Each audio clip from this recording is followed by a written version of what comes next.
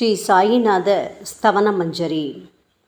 சுக்லாம் பரதரம் விஷ்ணும் சசிவன்னம் சதுர்புஜம் பிரசன்னவதனம் தியாயேத் சர்வ விக்னோபசாந்தயே. ஸ்ரீ கணேசாய நமக. மகா கணபதியே, எல்லாவற்றுக்கும் ஆதாரமானவரே, மயூரேஸ்வரா, எல்லாவற்றுக்கும் சாட்சியாக விளங்குபவரே, கௌரியின் புதல்வரே, எண்ணங்களுக்கெல்லாம் அப்பாற்பட்டவரே, பெருத்த வயிறுடையவரே, ஸ்ரீ கணேசா, எங்களை காத்தருள்வீர். நீ எல்லா பூதகணங்களுக்கும் முதல்வன், தலைவன். எனவே கணேசன் என அழைக்கப்படுகின்றீர்கள். நீ எல்லா சாஸ்திரங்களாலும் ஏற்றுக்கொள்ளப்பட்டவர். புனிதமான முகமுடைய பாலச்சந்திரனே, எங்களை காத்தருள்வீர். ஓ சாரதே, சரஸ்வதியே, கலைவாணியே, வாக்கின் தெய்வமே, நீ வார்த்தைகளுக்கெல்லாம் தலைவி. உலகின் உயிரோட்டத்தின் காரண கர்த்தாவே நீங்கள்தான். நீங்கள் படைப்பாளிகளின் இறைவி. நீங்கள் எப்பொழுதும் இத்தேசத்தின் அணிகலன். எங்கும் நிறைந்திருக்கும் எல்லையில்லாத சக்தியே, சரஸ்வதியே, உங்கள் பாதங்களை வணங்குகிறோம். முழுமையான பரபிரம்மே, மகான்களுக்கு பிரியமானவரே, பண்டரிநாதன் உருவில் வெளிப்பட்ட அவதாரமே, எல்லையற்ற கருணை உள்ளம் கொண்டவரே, பரமதயாளா, பாண்டுரங்கா. பொம்மலாட்டக்காரன் தன் கையில் உள்ள கயிற்றால் பொம்மைகளை ஆட்டுவிப்பது போல் பிரபஞ்சம் எங்கும் நிறைந்து நின்று உலகை ஆட்டுவிக்கும் ஒரு பொம்மலாட்டக்காரர் நீங்கள். உங்கள் மெய்ப்பொருளை உய்த்துணர அறிவியல் ஏடுகளும் புனித நூல்களும் இன்னமும் முயன்று கொண்டுதான் இருக்கின்றன. மெத்த படித்தவர்களுக்கோ நீங்கள் வெளிப்பட்டதே இல்லை. ஓ சக்கரபாணியே, பாண்டுரங்கா, அத்தகைய அறிவற்றவர்கள் வெறும் வார்த்தை ஜாலங்களிலேதான் சிக்கொண்டவர்கள். மகான்கள் மட்டுமே உங்களை உணர்வார்கள். மற்றவர்கள் குழப்பமடைந்துள்ளார்கள். உங்களுக்கு பக்தியோடு கூடிய சாஷ்டாங்க நமஸ்காரத்தை செய்கிறோம். ஓ 5 முகங்கள் கொண்ட சங்கரனே, மனித மண்டை ஓடுகளான மாலை அணிந்தவரே, நீலகண்டரே, திகம்பரா, ஓம்கார வடிவானவரே, பசுபதியே, எங்களை காத்தருள்வீர். எல்லா நேரங்களிலும் எவருடைய உதடுகள் உங்களுடைய நமச்சிவாய நாமத்தை உச்சரிக்கின்றதோ அவர்களது உலகியல் துன்பங்கள் முழுமையாக நீங்கிவிடும். ஓ ஜடாமுடியை தரித்த சிவனே, உங்கள் நாமத்தின் சக்தி அத்தகையது. உங்களது பாதங்களை வணங்கி நாங்கள் ஸ்ரீ சாயிநாதரின் புகழை கூறும் இந்த துதியை எழுதுகிறோம். இந்த அருட்பணி முழுமையடைய எங்களுக்கு அருள்வாயாக நீலகண்டா, ஆலகால விஷமுண்ட சிவனே. இப்பொழுது அத்ரி மகரிஷியின் புதல்வரான தத்தாத்ரேயர், அவரவர் குலதெய்வங்கள் இந்திரன், துகாராம், ஞானிகள் மற்றும் எல்லா சாய் பக்தர்களையும் பணிகிறோம். ஸ்ரீ ஷீரடி சாய்நாதா, உமக்கு வெற்றி கிட்டட்டும். பாவிகளை கடைத்தேற்றும் கருணையுள்ளவரே, உங்கள் பாதங்களில் எங்களது தலையை வைத்து வேண்டுகிறோம். உமது பாதுகாப்பை எங்களுக்கு அருள்வாய். நீங்கள் முழுமையான பரபிரம்மம், ஆனந்தத்தின் இருப்பிடம். நீங்களே விஷ்ணு. மன்மதனை எரித்த ஊமையொரு வாகனும் நீங்களே. சாயி, நீங்கள் மனித வடிவில் தோன்றிய இறைவன். அறிவு என்னும் ஆகாய சூரியன். நீங்கள் கருணை கடல். நீங்கள் பிறவி பிணிக்கு ஓர் அருமருந்து. நீங்கள் ஏழைகளுக்கும் கீழ்த்தட்டு மக்களுக்கும் விரும்பியதை கொடுக்கும் சிந்தாமணிக்கல். நீங்கள் உங்கள் பக்தர்களை பரிசுத்தப்படுத்தும் தெய்வம். உலக வாழ்க்கை என்னும் சம்சார கடலில் மூழ்குபவர்களை காப்பாற்றும் ஓடம். நீங்கள் அஞ்சுபவர்களின் புகலிடம். சாயி, நீங்கள் இந்த பிரபஞ்சம் தோன்ற முதற்காரணமான பரிசுத்த பேரின்ப பேருணர்வு, அதாவது சைதன்யம். நீங்கள் கருணையே உருவானவர்.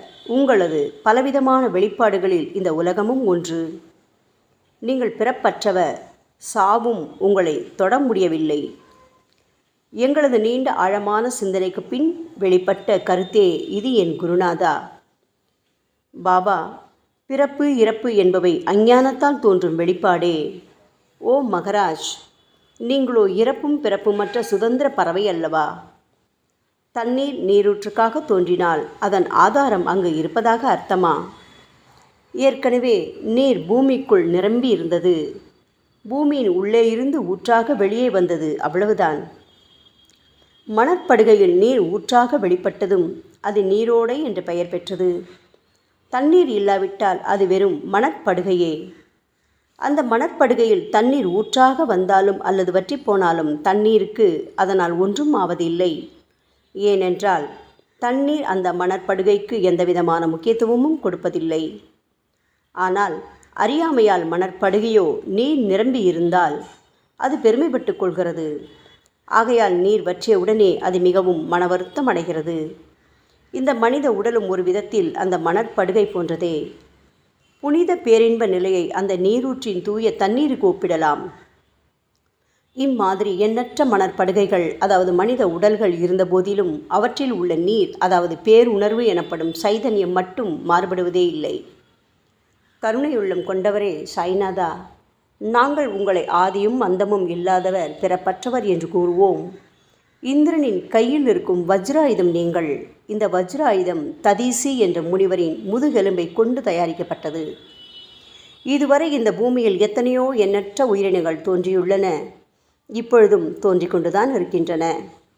வரும் காலத்தில் மேலும் எண்ணற்ற உருவங்கள் தோன்றத்தான் போகின்றன. அந்த ஒவ்வொரு தோற்றத்திற்கும் ஒரு தனி உருவமும் பெயரும் கிடைக்கும். இந்த உயிர்கள் ஒவ்வொன்றும் பெயராலும் தோற்றத்தாலும் மட்டுமே இவ்வுலகில் அடையாளம் காட்டப்படுகிறது. ஆகையால் அந்த சுத்த பேருணர்வு நிலையை நீ நான் என்று பிரித்து காட்டுவது சரியல்ல. ஏனென்றால் எது இரண்டாக தோன்ற முடியாதோ அதுவே உண்மையில் பரிசுத்த பேரின்ப பேருணர்வு எனப்படும். அது ஒன்றே அனைவரின் உள்ளும் ஆத்மா என்ற பெயரில் உள்ளது. மேலும் உண்மையை சொல்வதானால் அந்த ஒரே ஒரு சுத்த பேரின்ப பேருணர்வு நிலைதான் உலகம் முழுவதும் வியாபித்திருக்கிறது. அப்படி இருக்கையில் நீ நான் என்ற வேற்றுமைகள் எவ்வாறு இருக்க முடியும்? நீருண்ட மேகத்தில் உள்ள நீரின் தன்மை உலகெங்கிலும் ஒன்றே. ஆனால் அது பூமியை அடைந்ததும் வெவ்வேறு தோற்றங்களை நதி, ஏரி, ஊற்று என ஏற்கின்றன. கோதாவரி மணற்படுகையில் விழும் நீர் கோதாவரி நதி என்றழைக்கப்படும். அதே சமயம் கிணறு ஒன்றில் விழும் நீருக்கு அந்த சிறப்பு தகுதி கிடைப்பதில்லை. கோதாவரி நதி மிகவும் புனிதமானது. சாயி, நீங்கள் அதில் உள்ள தூய நீரை போன்றவர், நாங்களோ குளம், குட்டை, சகதியில் உள்ள நீர் போன்றவர்கள். நம் இருவருக்கும் இடையே உள்ள வித்தியாசம் இதுதான். பாபா, எங்கள் வாழ்வின் குறிக்கோளை அடைவதற்கு நாங்கள் உங்களிடம் வரவேண்டும். கூப்பிய கரங்களுடன் உங்கள் பாதங்களை சரணடைய வேண்டும். ஏனென்றால் நீங்கள் ஒருவரே புனிதத்தின் உறைவிடம் என் குருநாதா. புனிதமடைந்த கோதாவரி நதி மணற்பரப்பில் மழை நீர் பாயத் தொடங்கும் போது அந்த நீர் புனிதத்தன்மையை அடையும். அதை வெறும் தண்ணீராக மட்டும் கருதினால் அந்த தண்ணீர் தான் எல்லா இடங்களிலும் இருக்கிறதே. கோதாவரி நதி தீரம் முழுவதும் புனிதமாக கருதப்பட்டது. பூமியின் அந்த மணற்பகுதி அதன் புனித தன்மையை நிர்ணயம் செய்கிறது. நீருண்ட மேகத்தினின்று கீழே விழுந்த நீரின் புனிதத்தன்மையை எந்த பூமியின் பகுதி மாற்றவில்லையோ அந்த பகுதியை கோதாவரி என்று கூறுகிறார்கள். மற்ற பகுதிகளில் விழுந்த நீர் அந்த பகுதியில் உள்ள மண்ணின் குணத்தை ஏற்றுக்கொண்டது, புனித தன்மையை இழக்கிறது. மேகத்தில் பரிசுத்தமாக இருந்த நீர் அசுத்தமாகவும் கசப்பாகவும் உப்பாகவும் மாறிவிட்டது. 6 வித உட்பகைகளான காமம், கோபம், பேராசை, வெறுப்பு, அகங்காரம், பொறாமை இவற்றை அகற்றி புனித உடலெடுத்து வந்த குருநாதா, குருதேவா, தங்களை புனித மகான் என்று அழைப்பதே சால பொருந்தும். ஆகவே நீங்களே புனித கோதாவரி. நாங்கள் உங்களை புனித கோதாவரியாக உருவகம் செய்கிறோம். இயங்கும் அத்தனை படைப்புகளிலும் நீங்கள் சிறப்புற முதன்மை பெறுகின்றீர்கள். உலகம் தோன்றியது முதலே பிரம்மா உயிர்களை படைக்க ஆரம்பித்ததிலிருந்தே கோதாவரி நதி இருக்கிறது. நீர் நிறைந்து பாயும் அந்த நதியில் இன்று வரை தண்ணீர் வற்றியதே இல்லை. ராமர் கோதாவரி நதியின் கரைக்கு வந்தபோது ஓடிக்கொண்டிருந்த தண்ணீர் இன்று வரை அதே இடத்தில் எப்படி இருக்க முடியும்? கோதாவரி நதியின் மணற்படுகை மட்டும் அதேதான். தண்ணீர் கடலை சென்றடைந்து விட்டது. ஆனால் அந்த கோதாவரி நீர் படுகையுடன் புனிதத்தன்மை மட்டும் என்றுமே மாறாமல் இன்று வரை அப்படியே உள்ளது. ஒவ்வொரு வருடமும் பழைய நீர் வெளியேறி புதிய நீர் அதற்குள் பாய்கிறது. உங்களுக்கு தெரிந்த வாழ்க்கை நியதிதானே இது. ஒரு நூற்றாண்டை ஒரு ஆண்டாக கணக்கிட்டால் அந்த நூற்றாண்டில் தோன்றிய முனிவர்கள் பாயும் நீரை போன்றவர்கள். அவர்களில் மிகப்பெரிய மகான்கள் அந்த நீரில் தோன்றும் அலைகள் போன்றவர்கள். இந்த புனித கோதாவரி நதியில் முந்தைய நூற்றாண்டுகளில் சனாதனர், சனதர், சனந்தனர் போன்ற மகான்கள் வெள்ளமாக தோன்றினார்கள். பிறகு நாரதர், தும்புரு, துருவன், பிரகலாதன், மகாபலி சக்கரவர்த்தி, சபரி, அங்கதன், வாயுகுமாரனான அனுமான், விதுரர், கோபர்களும் கோபியர்களும் வெள்ளமாக தோன்றினர். இவ்வாறு இன்று வரை கடந்த நூற்றாண்டுகள் ஒவ்வொன்றிலும் ஒன்றன் பின் ஒன்றாக மகான்களாகிய வெள்ளம் தோன்றியது. அவற்றை எல்லாம் எங்களால் ஞாபகப்படுத்தி கூற முடியவில்லை. ஓ சாயிநாதா, இந்த 19ஆம் நூற்றாண்டில் புனித கோதாவரி நதியில் சந்தேகத்திற்கு இடமில்லாமல் நீங்கள் வெள்ளமாக பாய்ந்தீர்கள். எனவே உமது தெய்வீகமான பாதங்களை தொட்டு வணங்குகிறோம். சாய் மகராஜா, நாங்கள் செய்யும் தவறுகளை தயவு செய்து உங்கள் கவனத்தில் வைத்து கொள்ள வேண்டாம் என மன்றாடி கேட்டுக்கொள்கிறோம். சாயி, நாங்கள் எளியவர்கள், ஏதும் அறியாதவர்கள், தீய குணங்கள் கொண்ட மிகப்பெரிய பாவிகள். எங்களை புறந்தள்ளி விடாதீர்கள், கைவிட்டு விடாதீர்கள். மட்டமான உலோகத்தையும் தங்கமாக மாற்றும் சக்தி கொண்ட ரசவாத கல் இரும்பினுடைய இயற்கையான தன்மைகளை பொருட்படுத்துவதில்லை. அதேபோல் கோதாவரி நதியும் தன்னுள் கலக்கும் சிறு சிறு ஓடைகளை திருப்பி அனுப்புவதில்லை. பாபா, அநேக தீய குணங்களை எங்களுக்குள் கொண்டவர்கள் நாங்கள். உங்களது கருணை மிகுந்த பார்வையால் தயவு செய்து அவற்றை சடுதியில் அழித்து விடுங்கள். இது மட்டுமே தான் உங்கள் அடிமைகளான எங்களது வேண்டுகோள். ரசவாத கல்லின் தொடர்பு ஏற்பட்டும் இரும்பின் இயற்கை தன்மைகள் அழிக்கப்படாவிட்டால் சாயிநாதா, அது ரசவாத கல்லின் பெருமைக்கு இழுக்கல்லவா? பாபா, எங்களை பாவியாகவே இருக்கும்படி விட்டுவிடாதீர்கள். தங்களை குறைவாக மதிப்பிட்டு கொள்ளாதீர்கள். நீங்கள் ரசவாத கல், நாங்கள் இரும்பு. எங்களுக்கு ஏற்படும் இழிவுகள் தங்களுக்கு ஏற்படும் இழிவுகள் அல்லவா? சாயிநாதா, குழந்தைகள் தவறுகள் செய்து கொண்டேதான் இருக்கிறது. ஆனால் அதற்காக தாயார் என்றுமே கோபமடைவதில்லை. இதை தயவு செய்து தாங்கள் நினைவில் வைத்து கொண்டு எங்களுக்கு உங்கள் அருளாசிகளை தாருங்கள். ஓ சத்குரு சாய்நாதா, நீங்கள் எனது கற்பக விருட்சம், சம்சார கடலை கடக்க உதவும் கப்பல். சந்தேகத்திற்கு இடமின்றி நீங்கள் ஒருவர் மட்டுமே எங்களை கடைதேற்ற முடியும். சாயி, நீங்களே எங்களுக்கு காமதேனுவாகிய பசு. நீங்கள் சிந்தாமணி கல், ஞானவானில் சூரியனும் நீங்களே. நீங்கள் நற்பண்புகளின் சுரங்கம், ஸ்வர்க்கத்திற்கு ஏறிச் செல்லவதும் ஏனியும் நீங்களே அல்லவா எங்களது குருநாதா? புனித செயல்களின் நிறைகள் நிறைய கொண்டவரே, பரிசுத்தமானவரே, சாந்தி மற்றும் பேரின்பத்தின் மொத்த உருவமே தீனதயாளா, குறைகளற்ற முழுமையான அறிவாக உருவெடுத்தவரே, மனிதர்களில் உன்னதமானவரே, சாந்தி மற்றும் மன்னிப்பதின் உறைவிடமே, எங்களின் அடைக்கலமே, எங்களை ஆசீர்வதியுங்கள், எங்களை ஆசீர்வதியுங்கள். கலியுகம் ஆரம்பித்தவுடன் மகாவிஷ்ணுவால் உலகம் உய்ய அனுப்பப்பட்ட 9 நாதர்களில் ஒருவனான சத்குரு மச்சீந்திரநாதரும் நீங்களே. பரமேஸ்வரன் நெற்றிக்கண்ணை திறந்தவுடன் அந்த அக்னியில் தோன்றிய மகாத்மா ஜாலந்தரும் நீங்களே. நீங்கள் மகாராஷ்டிராவில் தோன்றி பக்தி மார்க்கத்தை பரப்பிய ஞானிகளான நிவிருத்திநாதர், ஞானேஸ்வரர், கபீர்தாசர், ஷேக் முகமது ஏகநாதர். சாயி, நீங்கள் சிவனின் ஓர் அவதாரம், தத்தகுரு. நீங்களே பண்டரிநாதர். நீங்கள் ஆஞ்சநேயரின் மறு அவதாரம் ராமதாசர். நீங்கள் மகாராஷ்டிர ஞானி பாண்டுரங்கன் மீது கீர்த்தனை இயற்றிய துக்காராம். சாயிநாதா, நீங்கள் முஸ்லிம் ஞானி ராமபக்தர் சகாராம். நீங்கள் தத்தாத்ரேயரின் மறு அவதாரம் மாணிக் பிரபு. பாபா, உங்களது அவதார தோற்றம் மற்றும் உங்களுடைய எண்ணற்ற தன்மை புரிந்து கொள்ள எங்களுக்கு உண்மையில் கடினமாக இருக்கிறது. உங்களது ஜாதி குலம் பற்றிய எதையும் நீங்கள் எவருக்கும் வெளிப்படுத்தியதில்லை. சாயி, சிலர் உங்களை முஸ்லீம் என்கிறார்கள், சிலரோ உங்களை பிராமணர் என்கிறார்கள். கிருஷ்ண பரமாத்மாவை போன்று எண்ணற்ற தெய்வீக லீலைகளை செய்வதெல்லாம் உங்களுக்கு ஒரு விளையாட்டல்லவா? ஸ்ரீ கிருஷ்ண பரமாத்மாவை பார்த்து பல்வேறு மக்கள் பலவிதமான பெயர்களிட்டு அவரை அழைத்தனர். சிலர் அவரை யதுகுலத்தின் அணிகலன் என்றார்கள். சிலர் அவரை மாடுகள் மேய்க்கும் இடையன் என்றும் அழைத்தனர். தாயான யசோதை அவரை பச்சிளம் குழந்தை என்றாள். கிருஷ்ணரின் மாமனாகிய கம்சன் அவரை உயிரை குடிக்கும் மகா காலன் என்றான். அர்ஜுனன் அவரை எங்கும் நீக்கமர நிறைந்துள்ளவர் என்றான். அவ்வாறே சாய்நாதா, ஒவ்வொரு மனிதனின் மனநிலைக்கு ஏற்ப அவரவர் எண்ணங்களுக்கு ஏற்ப உங்களுக்கு பெயர்களை சூட்டி மகிழ்ந்தார்கள். மசூதி, நீங்கள் வாழும் இருப்பிடம். உங்கள் காதுகள் இந்து மத வழக்கப்படி குத்தப்படவில்லை. அதேபோல் பாத்தியா ஓதுவதை பார்த்து நீங்கள் முஸ்லிம் என்று கூறுவது பொருத்தமானதே. சாய்நாதா, நீங்கள் துனி மூலம் அக்னியை வழிபடுவதை பார்த்து நீங்கள் ஒரு இந்து என்று முடிவு செய்யப்பட்டது. பாபா, இந்த வெளிப்புற வித்தியாசங்களை வீண் விவாதம் செய்யும் எண்ணம் கொண்டவர்களே விரும்புவார்கள். உண்மையான ஞானத்தில் ஆர்வம் கொண்டவர்கள் இந்த வெளிப்புற வேறுபாடுகளுக்கு முக்கியத்துவம் தரமாட்டார்கள். சாயி, நீங்களோ பிரம்மத்தின் நிலையில் இருக்கின்றீர்கள். ஜாதி குலம் போன்றவை உங்களுக்கு முக்கியமில்லை. நீங்கள் எல்லோருக்கும் மேலான உயர்ந்த குருவாகவும் இந்த பிரபஞ்சத்தை படைத்தவராகவும் இருக்கின்றீர்கள். முஸ்லிம் இந்துக்களிடையே பகைமையுணர்வு ஏற்பட்டதால் அவர்களுக்கிடையே இணக்கமான உறவையும் ஒற்றுமையையும் ஏற்படுத்துவதற்காகவே அல்லவா நீங்கள் மசூதியில் அமர்ந்து அக்னி வழிபாட்டை நடத்தி உங்கள் லீலைகளை பக்தர்களுக்கு காட்டினீர்கள். நீங்கள் ஜாதி மதங்களுக்கு அப்பாற்பட்டவர். நீங்கள் பிரம்மமே, நீங்கள்தானே சாயி. உண்மையில் நீங்கள் எங்களது எண்ணங்களுக்கெல்லாம் அப்பாற்பட்டவர். உங்களை பற்றிய வாதி பிரதிவாதங்கள், ஊகங்கள், ஆதாரம் இல்லாத கருத்துக்கள் இருக்கும் இடத்தில் எங்கள் வார்த்தைகளுக்கு முக்கியத்துவம் எப்படி கிடைக்கும்? ஆனால் சாயிநாதா, உங்களை பார்க்கும் பொழுது எங்களால் மௌனமாக இருக்க முடியவில்லை. வார்த்தைகளால் போற்றுதலே உலக வழக்கம். எனவே உங்கள் அருளாசியுடன் சாயிநாதா, வார்த்தைகளால் எப்படியெல்லாம் உங்களை போற்ற முடியுமோ அவ்வண்ணமே போற்றி புகழ்கிறோம்.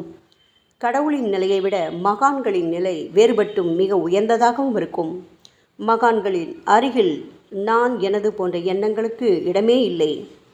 கடவுளை வெறுத்ததால் இரண்யகசிபுவும் விஷ்ணுவால் கொல்லப்பட்டார். ராமனால் ராவணன் கொல்லப்பட்டன.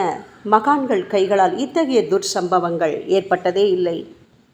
அரசன் கோபிச்சந்தன் முனிவர் ஜாலந்தரரை சாணக்குவியலுக்குள் புதைத்தான். ஆனால் அந்த நிலையிலும் அரசரின் இந்த செயலுக்காக அந்த முனிவர் வருத்தப்பட்டதே இல்லை. அரசனின் அந்த செயலுக்கு நேர்மாறாக அந்த அரசனை சம்சார சூழலிலிருந்து விடுவித்து அவனை முக்தியடை செய்தார். மகான்களின் சக்தி இப்படிப்பட்டதே. அவற்றை விவரித்து கூற முடியாது. மகான்கள் சூரியனின் ஒளியை போன்று பிரகாசிக்கக்கூடியது. சந்திரனின் மென்மையான ஒளிக்கதிர்கள் போல் இதயத்திற்கு ஆறுதல் கொடுக்கும் தன்மை கொண்டது.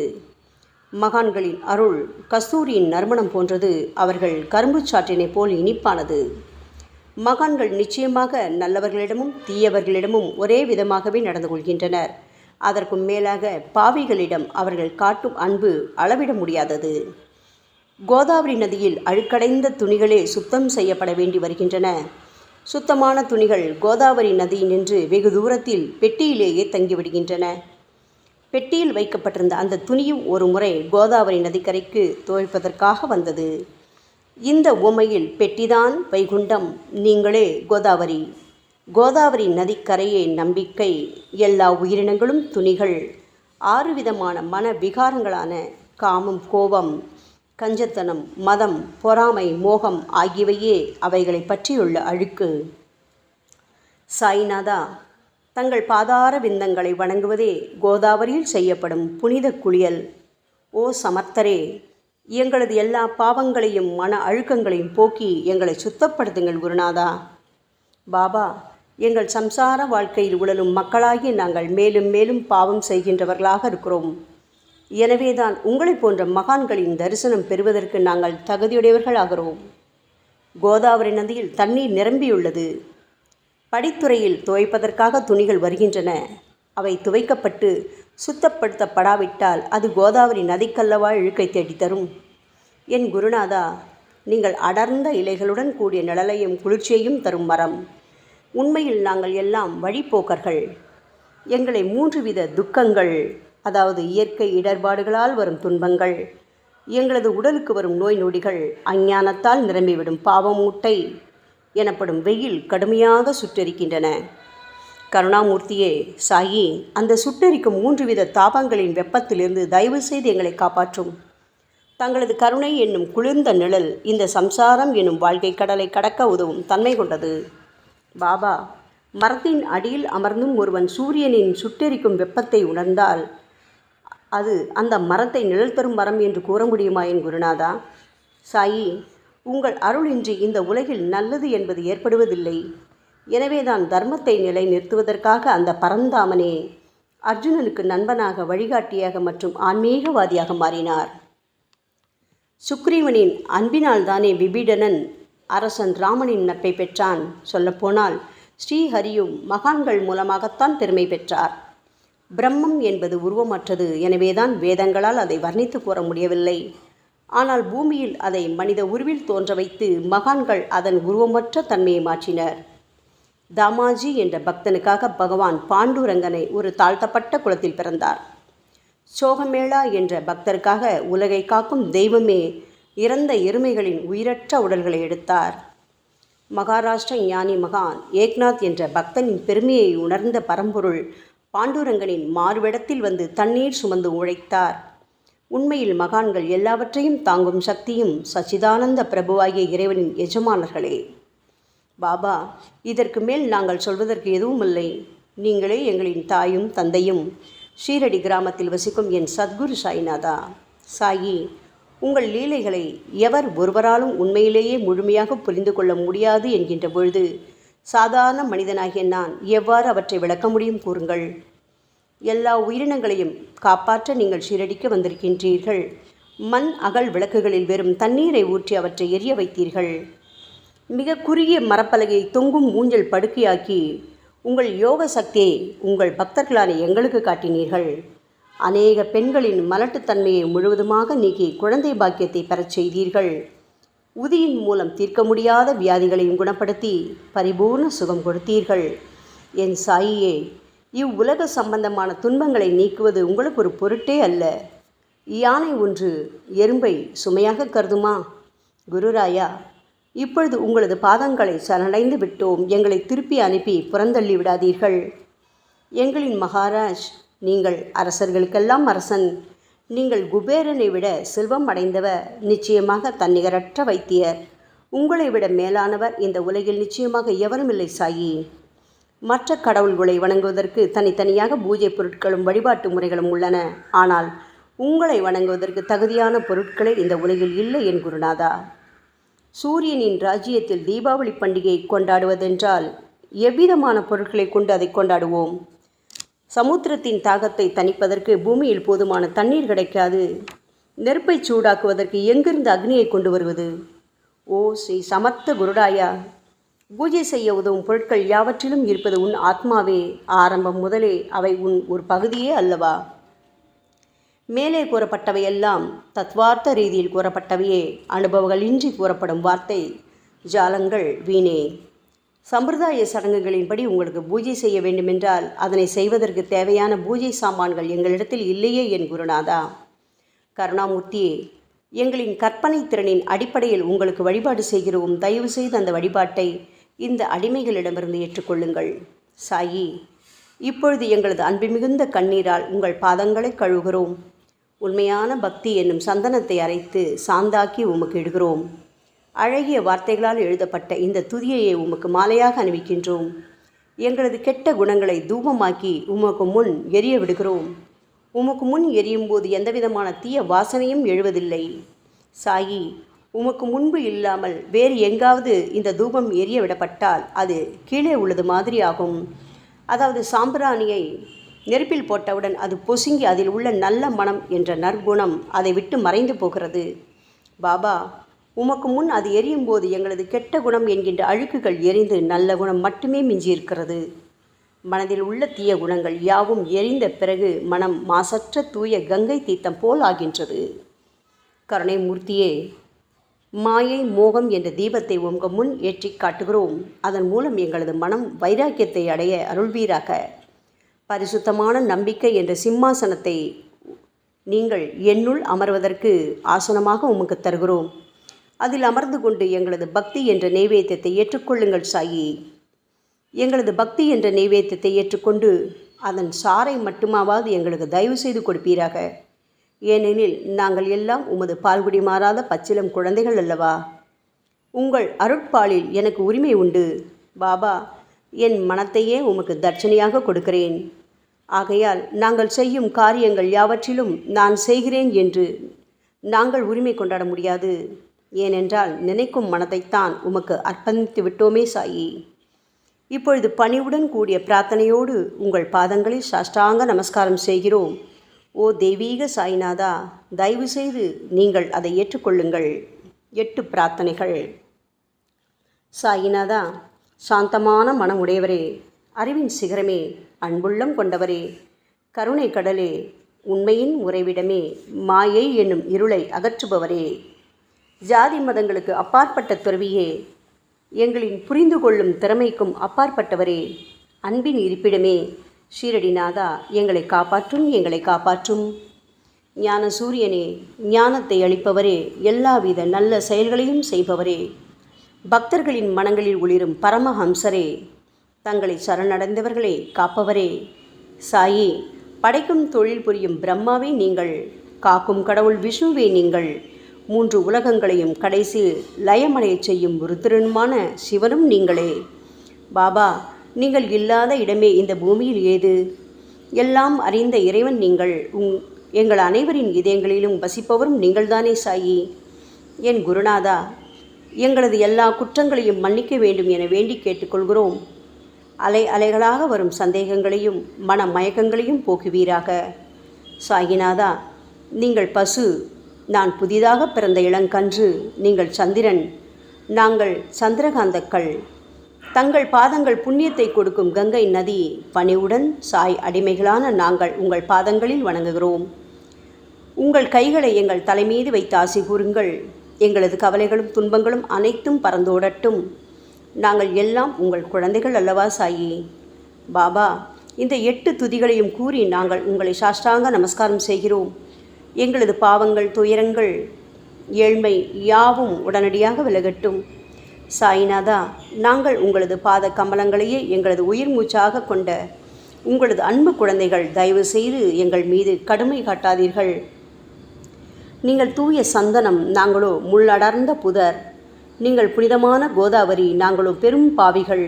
ஓ குருநாதா, உங்கள் தரிசனம் கிடைத்த பிறகும் எங்களிடம் உள்ள கெட்ட குணங்கள் என்ற அழுக்கு எங்கள் மனதிலேயே தங்கி இருக்குமானால் உங்களை சந்தனம் எப்படி என்று கூறுவார்கள்? கஸ்தூரியின் அருகாமையினால்தான் மண்ணும் மலரின் தொடர்பினால்தான் நாரும் மனம் பெறுகிறது. மகான்களும் அப்படிப்பட்டவர்களே. அவர்களுடன் தொடர்புடைய எந்த பொருளும் மிகவும் உயர்வாக மதிக்கப்படுகிறது. சிவபெருமானின் விபூதி, நந்தி ஆகியவற்றை ஏற்றுக்கொண்டதால் 8 திக்குகளிலும் அந்த பொருட்கள் புகழ் பெறுகின்றன. இடையர்களை மகிழ்விப்பதற்காக யமுனை நதிக்கரையில் உள்ள பிருந்தாவனத்தில் உலகிற்கெல்லாம் இறைவனான கிருஷ்ண பரமாத்மா ஊரியடி என்ற விளையாட்டை விளையாடினான். அனைவராலும் அது ஏற்றுக்கொள்ளப்பட்டது. ஆகவே நாங்கள் பாவிகளான போதிலும் உங்கள் சேவையில் ஈடுபட்டுள்ளோம். ஓ குருநாதரே, எங்களது நிலைமையை பற்றி மனதில் தயவு செய்து எண்ணிப்பாரும். ஓ சாயிநாதா கருணாமூர்த்தியே, இந்த லௌகீக உலகிலோ அல்லது ஆன்மீக வழியிலோ எந்த விஷயங்களெல்லாம் எங்களுக்கு சந்தோஷத்தை கொடுக்கும் என எங்களது மனம் சந்தேகமில்லாமல் நம்புகின்றதோ அவற்றையெல்லாம் நீங்கள் எங்களுக்கு அளித்தருள வேண்டும் சாயி. உங்களது கருணையால் இந்த மாதிரி செய்துவிடுங்கள் சாயி. எங்களது மனத்தை அடக்கி விடுங்கள். சமுத்திரங்கள் எல்லாம் தித்திப்பாக மாறினால் பிறகு அவை உப்பு கரிக்குமே என்ற பயம் தோன்றாதே. பாபா, சமுத்திரத்தை தித்திப்பாக்கும் சக்தி உங்களுக்கு உண்டு. ஆகையால் தான் எங்களது இந்த வேண்டுகோள். தயவு செய்து இந்த வேண்டுகோளை நிறைவேற்றுங்கள் சாயி. எங்களிடம் என்னென்ன குறைகள் உண்டோ அவை அனைத்தும் உங்களுடையதே. ஆத்ம ஞானம் பெற்றவர்களில் முதலிடத்தில் உள்ள உங்களிடம் குறை என்பதை பொருந்தாதே. சரணாகத வச்சலா, இப்பொழுது இதற்கு மேலும் நான் ஏன் அதிகம் பேச வேண்டும்? நீங்கள் மட்டும்தானே எங்களது ஒரே அடைக்கலம். தாயின் இடுப்பில் உள்ள குழந்தை இயல்பாகவே பயமற்று இருக்கும் அல்லவா? மகாராஜா, இந்த துதியை எவரவர்களெல்லாம் அன்புடனும் ஆத்மார்த்தமாகவும் படிக்கின்றார்களோ அவர்கள் ஒவ்வொருவரின் ஆசைகளை தயவு செய்து நிறைவேற்றி கொடுங்கள் சாயி. இந்த துதியை படிப்பவர்களின் 3 வித தாபங்களையும், இயற்கையின் இடர்பாடுகளில் வரும் துன்பங்கள், நமது உடலுக்கு வரும் நோய் நொடிகள், அஞ்ஞானத்தால் நிரம்பிவிடும் பாவம் மூட்டை ஓராண்டிற்குள் விலகிவிடும் என்பதே இந்த துதிக்கு உங்களது ஆசையாக என்றென்றும் நிரந்தரமாக இருக்க வேண்டும் பாபா. பாராயண முறை. குளித்து முடித்துவிட்டு மனதில் முழுமையான நம்பிக்கையுடன் தொடர்ந்து இந்த துதியை பாராயணம் செய்ய வேண்டும். அப்படி முடியாவிட்டால் வாராவாரம் வியாழந்தோறும் சத்குருவை வணங்கி அவர் உருவை தியானம் செய்து கொண்டு இந்த துதியை பாராயணம் செய்யுங்கள்.